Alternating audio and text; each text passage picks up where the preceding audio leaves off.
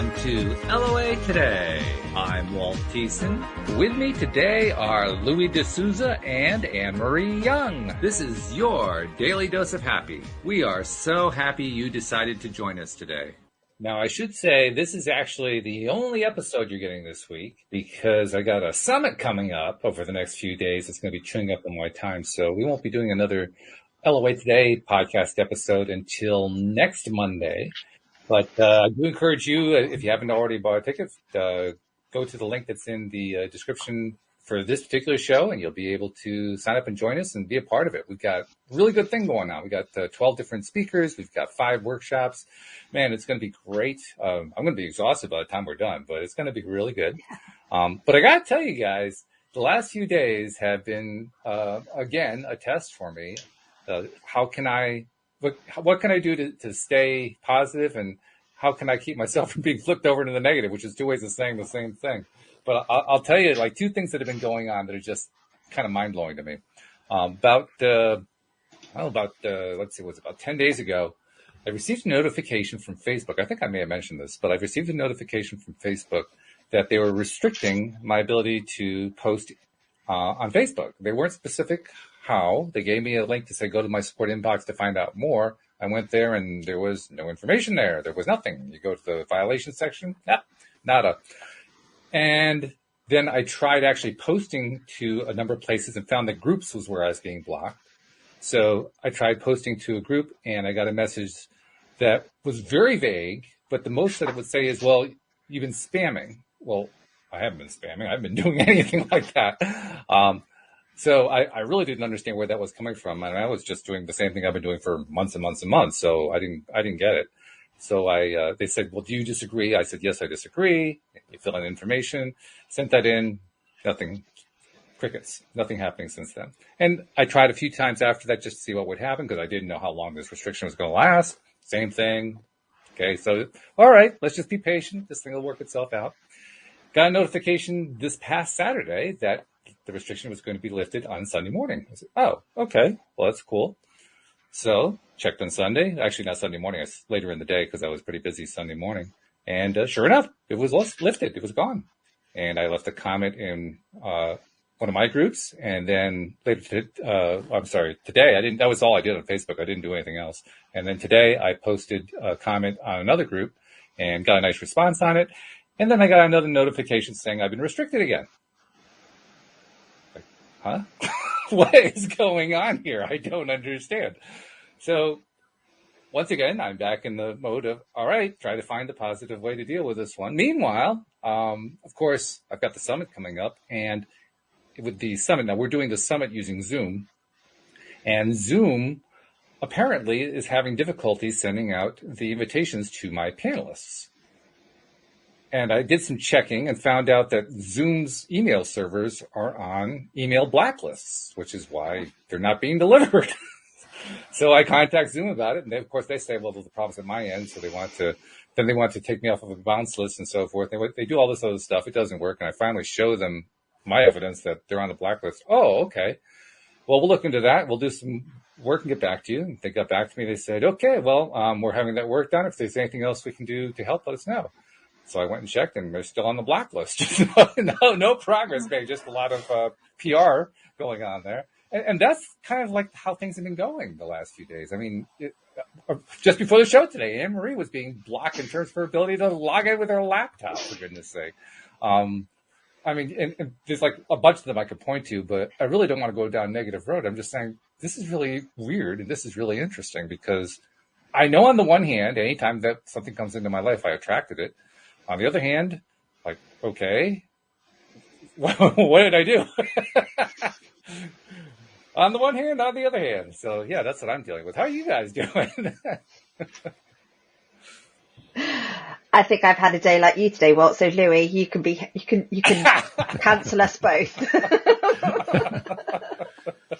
I've just had a quiet day. Nothing too exciting. See, that's the trick right there. You don't post anywhere. You don't do anything, and everything works out fine. That's good. Don't get involved with the world, and you have a seamless. That's right. Oh, my One of goodness. one of my tenants is leaving, so I have to work on that. Ah, Yeah, that happens. yep. Well, I had a nice ultimately, long run with her. all this stuff happens. I mean, stuff happens. That's what happens when you live in a world of polarity like we do. The question is, how am I going to deal with it? And some of it, there's nothing to deal with. Other parts I can deal with. And so I just deal with the parts I can deal with, and the rest of it, I leave it alone. I don't know what else to do with it other than to, in entire terms, try to find a way to appreciate it. Haven't found that one yet. Anne-Marie, if you have any hints on that one, give me an idea. I haven't quite found that one yet. So when it's the stuff that you can figure out and you can do, are you appreciating how easy that is to resolve? I can appreciate how easy it is for me to do my part of it. I can't say I'm totally on the page yet of how easy it is to resolve, because right now my trust level isn't really good. Right. And so that's kind of what I'm working on, is getting that trust level back. But certainly your question is the right question to ask, because ultimately that's where I have to move to. Ultimately, I have to be in that place of, this is all working out for the best. Or to quote the movie that I quoted at the end of last week, the Best Exotic Marigold Hotel. They had a really great quote in there. The quote is, everything is going to be all right in the end. And if it's not all right, it's not yet the end. So it's not yet the end. That's what I keep telling myself. It's not yet the end. I love that saying. If not that, something better. Mm-hmm. It really helps keep you moving forward. Yeah, if not, that's something better, right? Yeah, because it's certainly not that. So I'm on the page of something better. But my goodness, what a learning curve you're on. Oh, unbelievable. Truly unbelievable. Are there things So- that you would change for next time that you're learning? So that's got to be a plus if you are. I think I kind of have to go through this first to find out exactly what it is I've learned from it. I think I'm kind of in the middle of it right You're now. two in the middle, yeah. Yeah. So I have to kind of wait that out and just be patient and try to stay positive and just wait and see, because any other route that I can think of just leads down a negative path. I don't want to go there. So, what were you going to say, Louis? Do you perceive that you created the experiences or not? I don't perceive it. I assume it. I don't really see it. I mean, the closest I can come to saying, yes, I created it is I was pretty nervous about the summit leading up to the middle of last week. So I can see that I was not in a really good vibrational space. And it's not a big stretch to assume that therefore that led to this. Mm-hmm. Yeah, getting into the success mindset that, you're expecting to be successful and you can feel it's going to happen is the place where you really want to be to move forward in any business venture. And if it's a practiced vibration, it's much easier. But if it's a new thing that you're wanting to play with, then you're building up the positive vibes. Hate those words. You're making them stronger and stronger with the law of attraction. I always remember this. This woman gets into the Abraham Hicks hot seat, and she was saying, she was incredibly successful, and she was very good at promoting and advertising and all the rest of it. And she said just the other week, Microsoft just hired her. And the reason they said they hired her is they hired her for her mojo. Ooh. And how cool is that to be hired for your vibration? Right. Yeah. I It love is that. like that is like, and from a company like Microsoft, to actually go and say, I'll throw money at you just because your mojo's cool, and she's in the gaming division of it. And, I'm not even sure what she was going to do. That wasn't even clear about that, but They had hired her for a mojo. And that was just incredible. That is incredible. That's pretty wild. Yeah. But Clearly you could literally hear the confident vibration within her. There was no hesitation or waver or pretense or anything. It was just the way it was. And, that is what you're looking for. You're looking for that stable vibration. And the thing about businesses is 9 out of 10 businesses fail. Mm. But if you're prepared to start 10 businesses, one of them will be successful. This is true. On average. So are you prepared to fail 10 times? It's really a small price to pay to have that successful one. It really is a small price. But a lot of people don't really look at it like that. So, one fails and they get very despondent, and 2 fails and they really get despondent, and 3 fails and they give up completely. So. I can't say I've ever given up completely, but I've given up for periods of time. And I've had a number of failures. It's just the idea I'm trying to get across about what a confident vibration looks like.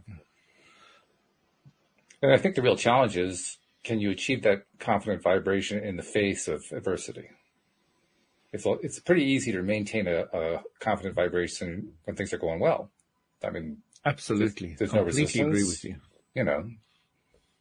You see, what happens when you're really, really confident, you don't care if it goes well or if it doesn't. You don't care if it goes well. So you become immune to the huge excitement and enthusiasm of great success, and you get, you can ride the wave, but you're riding the wave very, very smoothly and very calmly. You're not getting the wobble that comes with too much excitement, and I think you're kind of getting what I'm saying, which is a similar aberration vibration that happens when you are thrown with adversity and then thrown off your own course, your own vibrational course. So maintaining that is the key. So two things that are the hardest. They say, I love using that word, they say. I don't think you've ever said that. Have you ever said that on this podcast before? They say? I'm not sure you have. Yeah, no, I'm doing it on purpose because when I was younger and really into philosophy and trying to understand the world and all the rest of it, I had this audiophile guy, and he was really interesting, very different vibration. He had these incredible speakers. He got me to stand in front of them, played me some classical music, and I listened to it, and I wasn't an audiophile. I could hear nothing of any exceptional anything. And, I said something like, oh, they say, who's they? What? And he went on and on about it. So I said, okay, let me replace that with I say. And, he just got totally flummoxed with it.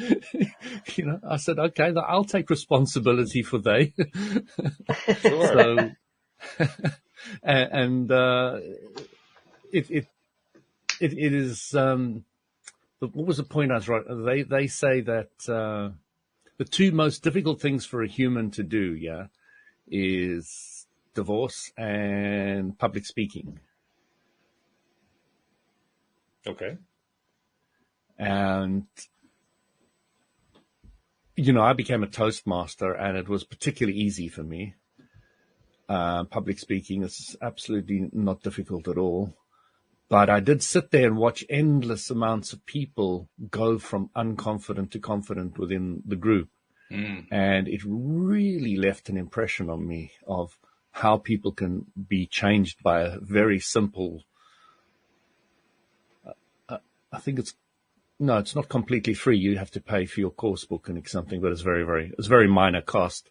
Right. And for the support of all these guys, it's just an incredible group. I highly recommend anybody does it. Just because of the change on a vibration that you can achieve within your life, going from not too confident on one of the most difficult subjects, topics that a human can play with. So, yeah, I'm sure there's divorce courses as well. Well, there probably are, yeah. Divorce masters. Yeah, I suppose you have to get married and divorced a few times to practice that one.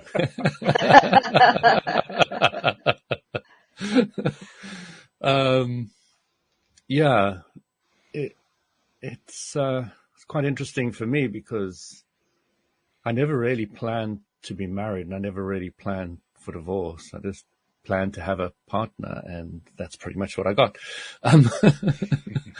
And yes, I did the label marriage, but it's of no overly huge consequence in my life at all.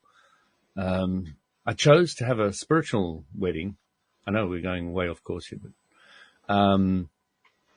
so it was at 5:00 in the morning at Victoria Falls, underneath a tree on the lawn, overlooking a waterhole, with the spray of the Victoria Falls in the background, and two birds sitting on the top of a tree, while my good friend officiated it. And the words are sublime. I mean, if I give you the words, you will absolutely love it. Nothing like "till death do us part" and that kind of rubbish. Mm-hmm. And there's just a beauty to that as well. So, everybody has different challenges. I have loads of different challenges in different areas. So what are your challenges, Louis? What are my challenges? I really struggle to still my mind. I don't always have the out-of-body experiences or the inner experiences that I desire. So my desires are very different to everybody else's on the planet. They want a car or a house or a partner or this. None of those. Those are kind of being fulfilled for me. My journey is very much an inner journey. Yeah. And I've studied the yogis, who are probably the group on this planet that I would suggest are further along than most. If somebody wants some kind of yardstick of how to start traveling the far country, I like those words. The inner world. That is and it's a very personal journey. It's a journey that very few will ever understand. After being, how many years with you, Walt? 5, 6 years? It's been a while. Yeah, it's been a while. You're starting to get bits and pieces of the journey. Mm-hmm. But if you weren't sitting listening to me every Monday, you probably would miss it all in one episode or whatever. So, it's the challenge of, for me, my biggest challenge is probably laziness. I don't have a huge desire even to spend in the inner worlds. So getting the reason for being is one of my challenges. Getting it clearer and clearer. And one of the things I'm absolutely quite passionate about at the moment is soil, is the earth, is the planet. And I'm starting to realize that I picked up so many different bits and pieces in my life already on the subject, that I was quite amazed. Just the other day, I was sitting down and realizing that all the way through my childhood, I used to pick up stones. I used to hike and camp in the rivers and the water. I used to help in the garden. I used to dig with a pickaxe for hours and hours and hours. There's a reason for that. I used to get compost and soil from forests in the back of the Land Rover. There's the real compost, the stuff that's been created by nature itself. It's like going into the Amazon forest and digging a whole lot of the good soil out and putting it in the back of the Land Rover. And going down gold mines. We had one down from my house, and I think I mentioned this the other day. There's an old gold mine, and I used to love just sitting there, turning the lights off, and if your eyes were open or closed, you just there's no difference. You can't see any light whatsoever. It makes no difference. And you just sit there in total silence as the bats flitter over your head. And, it's just things like that. And it goes on and on. During my life of playing with crystals, with stones, and I have a huge collection of them in the house. And my stories about, gemstones and all the rest of it that I've told you that were, Right. that have been a lot of fun. So at this part of my life, why I'm thinking of joining Rotary, etc., which on Thursday is going to be my first official Congratulations. joining of Rotary. And it's a society where they give back. It's a group where they give back to society. And, I'm also really conscious about what we're going to leave for our kids. And I'm listening to an audiobook at the moment about, let me just get the title because it's really quite cool. It's called The Vegetarian Myth. Vegetarian Myth. Okay. Lierre Keith. I highly recommend if anybody wants to understand, this journey of this individual of how much and how quickly we are destroying the planet on such a wide portion, and how even vegetarians are completely wrong in their understanding. And this person has gone and broken it down into incredible detail, and how she's tried to put the pieces of the puzzle back together for herself so she can start living a life that is more in line with her consciousness. And, she used to be really radical about being vegetarian. She's not anymore. She used to be really radical about this, not anymore. And she explains the whole logic of how it's all broken down and how it all works out now. And it's just absolutely incredible. And the length and breadth and the seriousness and the passion of the individual is just, it's quite incredible. What a journey. I mean, I've still got another 8 hours, 52 minutes left, but what a journey. You start really realizing how much we are destroying the planet. I mean, just the degree to which we're damming up all the rivers. And when we dam up a river, the incredible amount of destruction that goes on below it. I mean, fish that die by the millions, and then they stink the place to high heaven. It just, the fires in the the Australian outback, which I mentioned the other day, and how it's killed 3 billion creatures. How you see roads full of kangaroos and koalas just dead. Miles and miles and miles of dead koalas and kangaroos. It's just really interesting, the degree and why that's all happening. She explains how and why that whole process is happening with clarity, that there's no illusion of what's going on anymore. Nothing. And then she tries to patch it all together and what she's now doing to move forward, and the whole logic that's torn her to pieces as to the idea that you have to have animals and you really need to kill animals. Something needs to die for something to live is her basic premise throughout the whole book. And, if you're eating a carrot, something's dying, something has to die. Even the organic soil that comes, something has died for something to live. And let me ask you something, 'cause I'm really curious about what you're saying from this one perspective. And the perspective is really one that comes from you very often. So I'm kind of, in a sense, I'm flipping it back at you. But as you pointed out on many occasions, when you really, really, really, really, really know what you don't want, then it leads you right into what you do want. What does she want? Because you've described very eloquently what she doesn't want. What does she want? Yeah, I mean, she goes into that in painful detail. Painful detail? She wants pain. Huh? Oh, okay.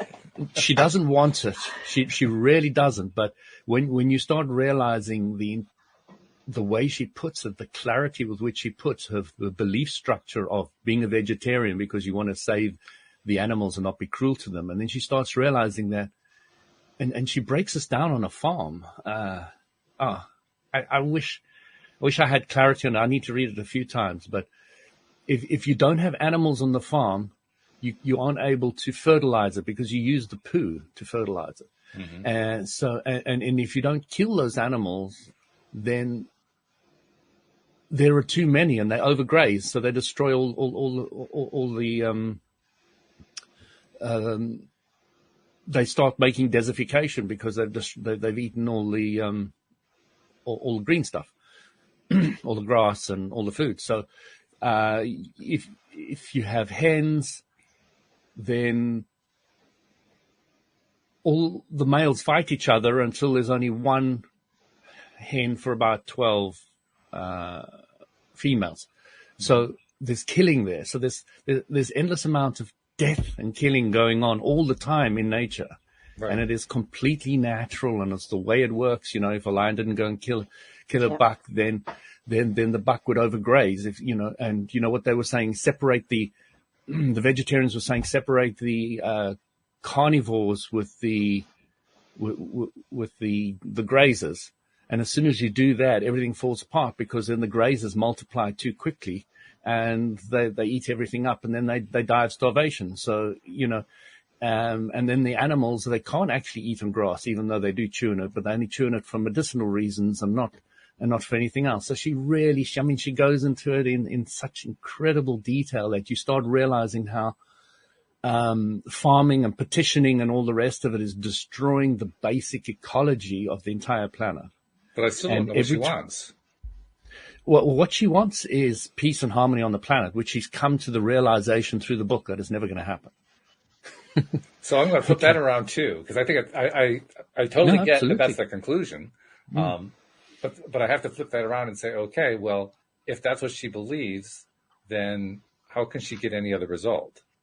So what she's coming to is the idea of personal freedom and not enforcing that idea on everybody else, which is what I've been preaching forever. Okay.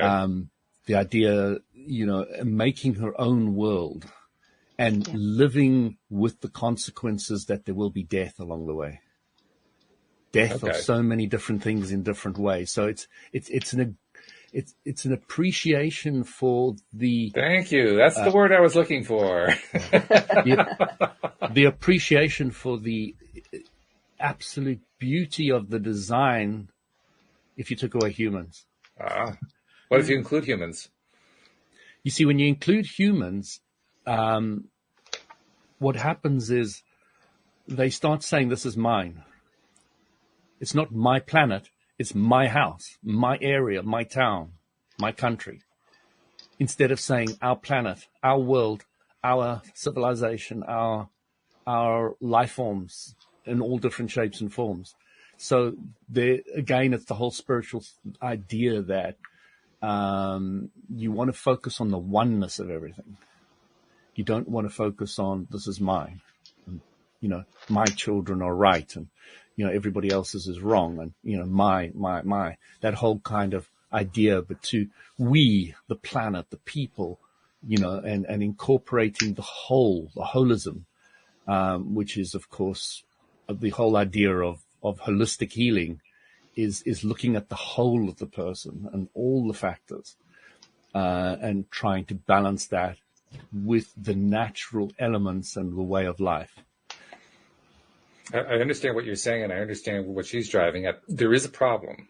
The problem that I see is that the moment that you try to say, not I, but we, you destroy we. Because we is nothing more than a collection of I's. Mm-hmm.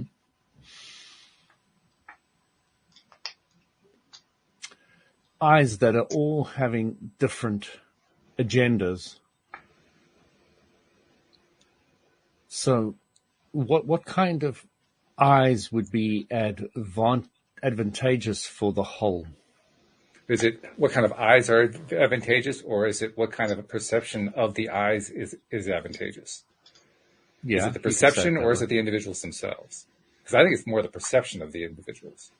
Well, the individual has a perception, so yeah, you can use the word perception. Let me rephrase. I think it's the perception. It's her perception of the individuals that's going to be making the difference. How is she going to see the individuals? If she's seeing the individuals as being wrong for individual, that's going to lead her down a rabbit hole she won't recover from. Mm-hmm. But if she's willing to see them as, yes, part of a whole, but also celebrating the I-ness of them for the same reason that she's celebrating the death factor, for instance, mm-hmm. it's going to be a different kind of experience. She gets to all that along the way, but the journey is very painful for her. To see her vegetarian group as now wrong, and then seeing them also as right for her when she was at that stage of looking at the whole process. So it's been a really complicated journey for her, and I'm only a quarter of the way through the book, but she starts to get a plot of land, and she starts to try to want to grow things in harmony with her belief structure, and everything gets thrown out. She starts with growing little seeds and planting them. Then all the what do you call those creepy crawlies? Slugs. Slugs eat up everything. So how do you get rid of slugs? So she wants to put copper down, but she can't afford copper. And then she gets some kind of stuff and puts it down, and then she finds out how it kills them, because all of them vanished within a day or so. What it does is it goes inside the body and cuts up like 1,000 little cuts, and it cuts the whole snails and all the rest of it, cuts them inside their body to 1,000 cuts and kills them. So they kind of bleed to death in the way that they do. So she gets traumatized by the fact that she even did this, and she's really harmful. Yeah, that's the obvious pattern, right? I mean, she just keeps doing this. So then she over wants and to over get again. chickens, and then she starts realizing this whole thing I told you about chickens, and that, as soon as you have a certain amount of chickens and there's a cock, and then the cocks kill each other, and, you can get,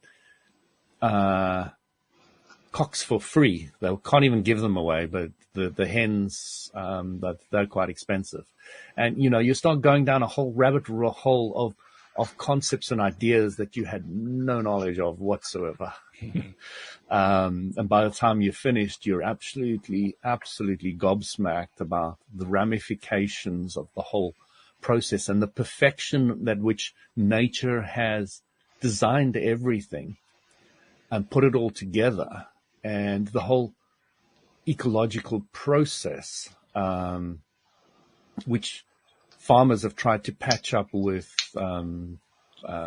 sprays and pesticides and fertilizer. And when it was done naturally before, and even the fish running up the rivers let out a huge amount of certain mineral or something, and that affected so many things, which consequently helped other areas. And instead of using fertilizer, there was a natural way of doing it, but now they've dammed everything up. The fish can't go up the rivers anymore. So all of that has been destroyed. And when you start seeing the whole process that nature has designed and how beautiful and perfect it is, and how, there's so much more desertification, so you have to dam up more rivers, so that you have to take this water and put it into the plains in let's say America, and that just dries up and evaporates very quickly, and you have to use more and more water for that as it becomes more from soil to sand. As it becomes desertification, it goes on and on all over the planet, and the degree to which that has been accelerated over the last 50 years has been gargantuous. And of course, that's where our food comes from. So, looking at it, the whole system is so messed up in so many levels, in so many different ways, that it was really an eye opener for me. The degree, this book really puts it into perspective on ways I've never dreamt. The degree to which things are changing, and we have to find ways around that. And one of those videos I sent you, which I don't think you guys watched because I think it cost $10, that guy had found a solution of speeding up that process by 400%. Oh, right, I remember that. Yes. Yeah. And that was a mind blowing thing, that we've, and it's a closed loop system of healing and speeding up the whole process of growing things, etc., in a very holistic way. I actually didn't watch that, not because of the fee. I didn't watch it because I lost the note. What's the name of that thing again, so I can make another note? I put it in the messenger group between Anne-Marie, you and I think. Yeah. Oh, okay. Yeah. So it's still in the group somewhere there. I'd have to go back and find it there as well myself. So. Oh, all right. Well. But yeah. that was an incredible story of what this guy's managed to achieve. And so, more and more people are coming up with incredible ideas and ways of trying to solve a lot of our problems. But again, we really have to go back to a more natural way of living. And as I've said before, flying in the planes and looking over these endless farming fields, these little green paddies of this is my field, this is my field, this is my field, which stops the animals going through them, which are boarded up and fenced and all the rest of it. Then, once you start realizing, and this book really is good at that, explaining how important the animals are in the equation.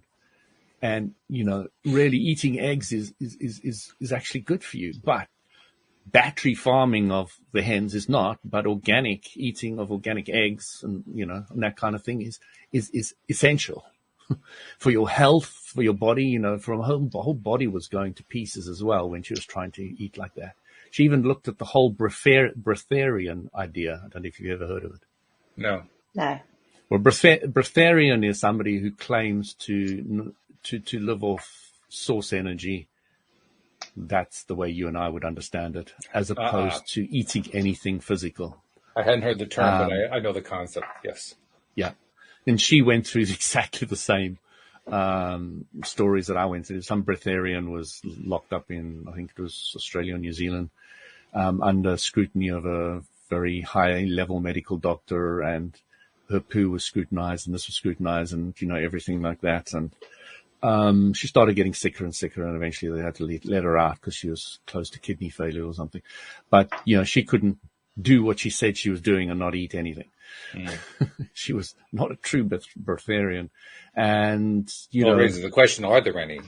I'm not saying that it's not possible. I'm asking the question because I suspect that I doubt that there are too many humans on this planet who are so far advanced ahead of everybody else. I know that there are a few who we can point to. Each of us has been able to point to people who we find are very far in advance. But I've also learned a little bit of skepticism with that, because I found that people can be advanced in one way and not advanced in other ways because we have different growth patterns. Absolutely. So it wouldn't surprise me if there are people, for instance, who have learned how to, in some ways, to transmute source energy directly into bodily energy, but that doesn't mean they can live on it.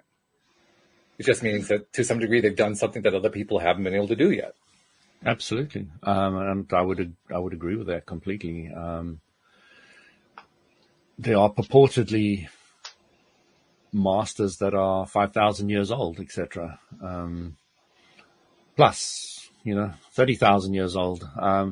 But it doesn't make much sense to me. I wouldn't want to stay on this planet for 30,000 years. Couldn't think of anything worse in any possible way. Well, it raises the question, why are they doing it? Well, they say that they're giving back. They're helping humanity, and that's their only goal. They have no other agenda whatsoever. Nothing else exists for them. So they haven't paid the debt off yet? I mean, really? There's got to be an amortization on that somewhere. Well, in a sense, we don't die if we look at source energy. If we go, physically we die and we go to source energy, and then, my point is that if the sole purpose is to give back, I mean, how much do you have to give back?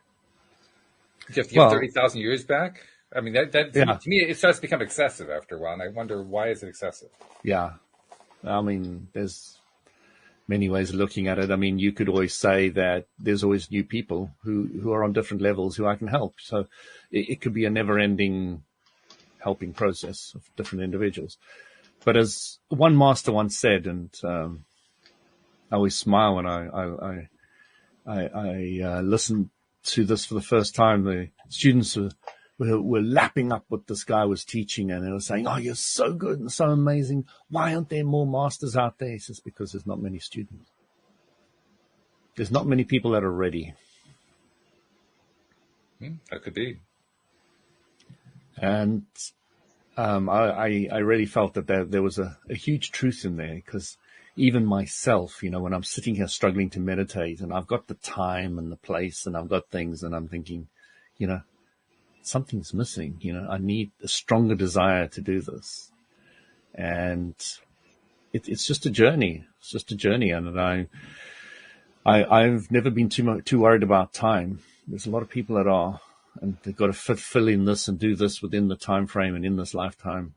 And that's never particularly bothered me. So I've been far more relaxed about it than probably most. There's a lot of people have got huge desires to do this or that, or have this or that. And it's never overly bothered me, but this clarity of thought is so appealing to me. You have no idea. When I get clearer and clearer about different ideas of what's going on out there and how it works and how the puzzle fits together, that floats my boat in so many degrees. And I love having people challenge me, because that helps me more than anything. Clarity does feel good, no matter what kind of clarity you're talking about. It always feels good. Yeah, and I've had the 5 days of that clarity, and I can never get over that feeling of, oh my God, I wish I was like this all the time. That level of clarity, if I could just carry it with me, because literally I was in my vortex. Ideas of how I could change my life and how I can move forward and change this and do this and practice that and achieve that and do that. It was just flowing out of you for 5 days with so much clarity. It blew my wife away, and everybody actually saw me doing it, but it was mostly only my wife. But it was just so powerful. She didn't even know what it was. It's just an energy that was absolutely burning off you in waves. And don't know. That raises an interesting question, and the question is, why don't we remain clear? Yeah. And the answer I've come to is fairly simple. We destroyed the planet, so therefore we don't have the clean air, we don't have the clean water, we don't have the clean food, we don't have the high vibrational food, etc. Which is why I work so much on my water. I work on my food and work. I don't like using work. I prefer to use the word play. I play with my food. I play with my water, which is probably a lot more accurate than working. For me, in the way I do it. So, I'm starting to get all the pieces of the puzzle together so that I'm clearer and clearer and clearer, and that there's less and less toxins in my body that need to be cleaned out. And I'm very quick now at knowing when I'm toxed and how to detox it. Just go and lie in bed. Oh, my tens. Okay, in Jinshinjutsu terms, the shoulder blade's like this, and in the middle is your 10. That's your 9. That's your 3. But I often, there's tension in the 10, so I take my hands that are double jointed and I just put them in there, hold on my spine, hold different places where I feel right, and they just, you get that relief and release, and you're like, oh, this is just so glorious. I wish more people could do this often, who are aware enough to play with all these things. And then I play a computer game or something, and I get myself tense, and then I say, oh, good, I'm tense now. I can go and play on the bed. So, to me, it's a game of playing with contrast. And I'm making my own contrast, because I don't go to work and I don't get stressed by my boss and, and all these kind of things that often stress people. I've got 2 incredible children who are so balanced to hardly, bother me at all, in almost any shape or any way. All I'm doing is playing Barbie with my daughter for hours and in the lounge, making up scenarios and, just doing whatever they want to do. So I create my own contrasts, which is absolutely certain. But then I think, if I was out there, helping the awareness on the whole soil front, and the beauty and the power and the balancing power of the earth, of the 4.7 hertz, and how it can help the psyche and a lot of the problems that are created by our intellect. by us cutting ourselves with our sharp knives, and others can be balanced and harmonized by the earth. And, if people can just work a little bit more with that, I'm just excited to share more and more ideas of how this is possible and how to achieve it and how. You just explained pretty extensively why it is you joined the Rotary Club. That's exactly what your purpose is, I think, to go to that club and start that path that you just described. There's some incredible individuals there from every walk of life. I know that one of the guys in the Rotary Club I'm joining is a member of, not a member, he owns a garden center. So he grows plants and he grows things and he sells soil and, all the rest of it. And I'd love to sit down with him and discuss certain things with him all, for hours. And there's a doctor there and I want to have long chats with him too. And there was a military guy there and he said, when he found out I was also in the military, he said, I really like that you were in the military. We need to get some more discipline in this club. And he was a major in the British Army, so he's going to be in a different space after he's talked to you for a while. He's going to find that's not quite what I had in mind. I jokingly said to him as he was walking out, left, right. Don't think he was impressed, but never mind. Yeah, I got something I got to bring up with you guys. I had an interesting experience yesterday because for the reasons that I gave at the early part of the show, but also other stuff I've been dealing with, I've really been working on my energy, my focus, of attention, lots of exercise of appreciation. How much can I appreciate? Can I appreciate this? Can I appreciate that? Just continuously cycling through all the different stuff and finding ways to build the energy, build the vibration and so forth. And in the process of doing that, I had a very interesting experience yesterday that has not totally left me, which I think is good. And I'm just curious to know what you guys think of it. I'm not quite sure how to describe this, so I may kind of meander a little bit. But in a nutshell, what has happened is I was doing that so intently and with such continuity that I reached a point yesterday where for lack of a better term, I felt my aura. I couldn't think of another way to describe it, but I was feeling energy all over me. And it was low vibration energy. It wasn't high vibration. And I recognized it as low vibration energy. Now I wasn't feeling it in the sense of, I feel so angry or so depressed or so whatever. I wasn't feeling that. I was just feeling the energy of it. And so I said, okay, well, I think that's what this is. I think that's what I'm experiencing. You didn't feel it was negative in any way? I didn't associate negativity with it. I just simply said, this feels like it's a lower frequency. That's the way I was thinking about it. It just seems like the frequency is low. So if my hypothesis is correct, if this is a low frequency energy that I'm feeling right now, theoretically, that means I can raise it. So let me see if I can do that. So I started doing even more appreciating and even more focusing on what I like and what I'm hoping for. And, I was just going at it. And slowly but surely, I could feel the vibration frequency increasing.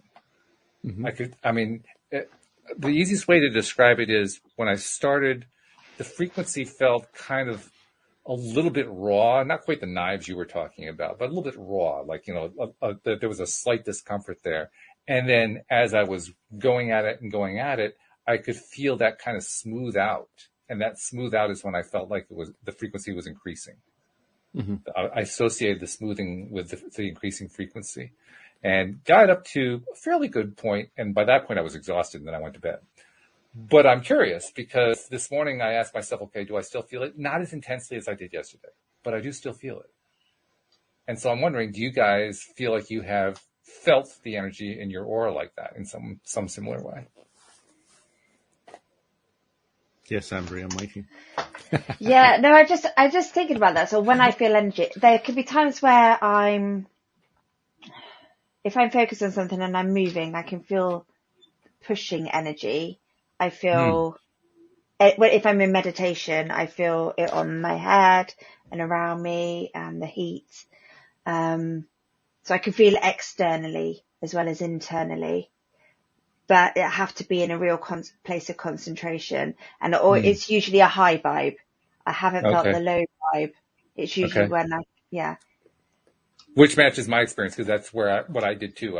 Earlier on, I have had a number of experiences, often through meditation, but also just through various affirmative type processes of feeling the high vibe thing. But feeling the low vibe energy and not having an association to it, that was different. I had never done that one before. Yeah, no, I've not felt that. I almost feel like I can have little sparks coming off me, Ooh. like electricity. That's how I sometimes feel. And I literally feel like somebody's like stroking my head when I'm in Wow. meditation, which is quite nice. Yeah.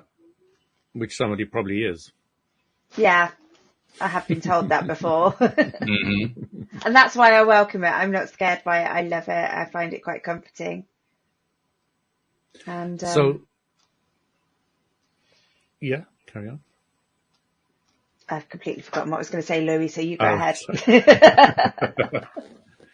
So, well, the important thing with both you and Anne-Marie's statement is this: it's awareness. Mm-hmm. Okay, the awareness of energy. I remember I just got into Jinshin Jutsu, and I was going to this lady, and there were study days, and there were random people coming from all over the country to the study day. And there was this lady and this guy, her husband. And I was talking about how I was feeling the energy, and it was over here and it was moving like this, and I could feel this and this. And he just looked at me and said, "You're talking absolute rubbish. You're just trying to impress the people here." And I was shocked. I was absolutely shocked. I looked at him. I was like, wow, okay. And then I went back to my beginning of energy work where I didn't feel anything.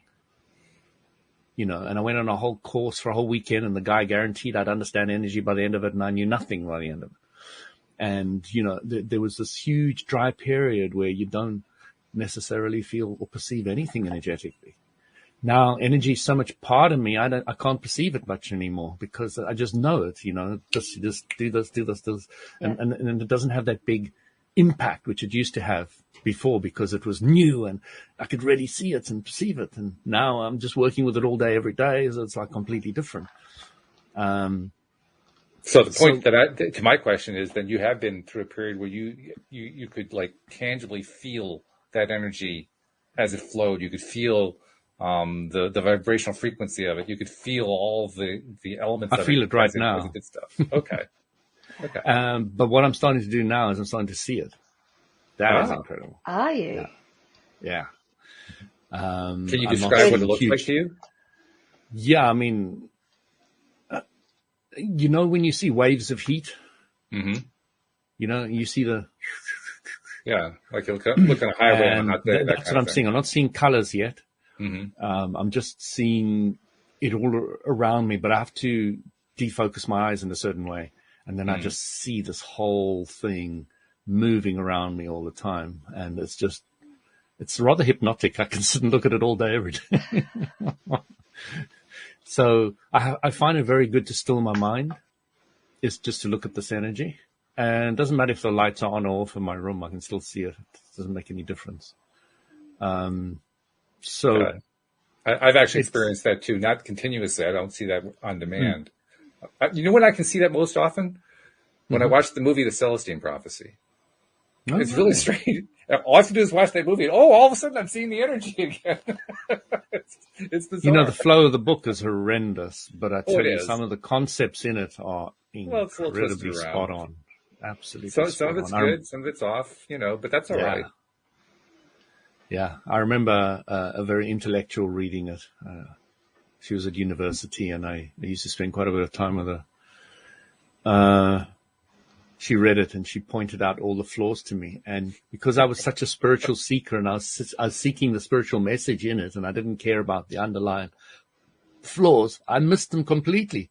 And she only saw the flaws and didn't see any of the spirituality in it. It was like, and I was blown away because, I just see how perspective can change an entire book. Whatever, where your focus is. And I will take truth from dustbins and from drug addicts and from, it doesn't matter who, what, where, or when. If somebody says something that I feel is really spot on, or is clear, I just love it. I don't care where it comes from. And, actually, as you're saying that, the fact that the Celestine prophecy in the movie, they illustrate energy in the movie. It's part of the storyline. I think that's probably what stimulates me to be able to see it afterward, because I've just been watching a sort of a CGI version of it, and the CGI version is close enough to the real thing that it's not that big of a leap to get there. But I think it's actually one of the coolest parts of the movie, that they figured out a way to, in a CGI way, show you energy, show you how it moves and how it flows, and how you can interact with it to a limited extent, because it's to the extent that fits within the storyline. But they do show it. That's the cool part. And I like that part a lot. So to your point, that's one of the parts I really enjoy that I take from that book, from that movie. So one of the things I got from the book, no, we don't have much time, is what we're doing right now. There's 3 of us. And when any of us are speaking, the others are really looking and focusing on that individual. Yeah. And the energy that you focus into me when I'm speaking helps me present a better presentation. Sure. So you guys, by really listening to me and focusing on what I'm saying, are helping me. And any listener that's listening to it is also helping, live, etc. By the way, when somebody's in a meeting, Anne-Marie, really, and somebody's speaking, really give them attention. Yeah. And your kids are speaking to you, really give them attention, What you're talking about reminds me of something, though, because helps them become clearer. Those of us who are co-hosts on the show, we organized a group on Facebook for the purpose of putting into practice the theory that Lynn McTaggart created and described in her book, The Power of Eight. And we were talking in our most recent meeting about expanding the membership of the group out. So I just want to put it out there to the listening audience. We have this thing going. We've had a couple of meetings, a couple of interesting things. Louis had some really great result from the first meeting that we had.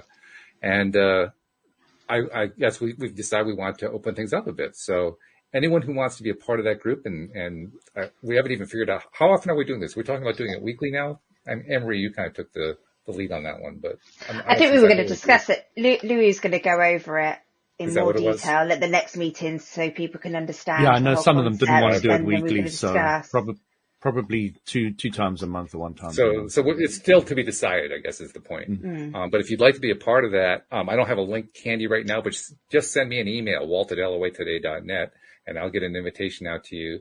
And you can become a part of the new Power of Eight group that we've created. I wanted to make sure I got that in there. Yeah, and as we get more and more people, we'll have more breakout groups of 8. So yeah, sure.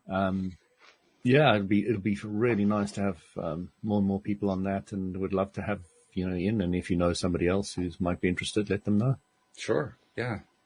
And even if it goes to the point where there's more than 8 people involved, I think that's fine, personally, just because Lynn's own groups, because she runs these groups regularly, she has groups that have thousands of people who participate at the same time. I mean, she's found that 8 is an optimal number, but it doesn't mean it has to be limited to that. It can be any number, really. I mean, like you pointed out, that 3. Way too. I love it. We got 3 right now, and 3 has a positive effect, and then of course we have all the listeners who tune in afterward, and they add to that positive effect. But I love the idea, because I fully believe and understand and agree with the concept of the law of attraction, that 8 or more other people are really helping me achieve vibrationally my goal. I mean, wow, because I understand the power of that, Because that's really what we're trying focus to do. on that for more than 14 seconds, and you now got 2,000 man hours of labor given to you instantly by the law of attraction. So yeah, I like the idea. Very good stuff. So send that email, and we'll get you included in that. Meanwhile, thank you guys for a great hour. I'm going to be carrying this one through the rest of the week, since it's the only episode I'm doing this week, but you gave me some good energy. So thank you for that. And looking forward to seeing those of you who are going to be part of the summit this week. And for the rest of you who decide not to, well, we'll see you all next time here on LOA Today. Goodbye, everybody. Thank you.